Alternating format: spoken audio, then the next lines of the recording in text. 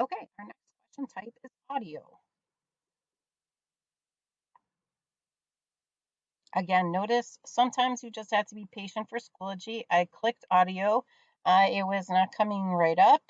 I'm going to just wait, see if I try and click over here. It is telling me it is thinking it's already trying to do something. Please don't go anywhere else. And finally, it shows up. So again, sometimes you have to exert a little bit of patience.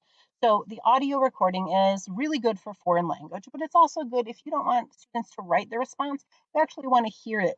And it's relatively easy to grade through Schoology. So for this one, I want to hear how to pronounce your name correctly. Please record yourself saying your first and last name, then say your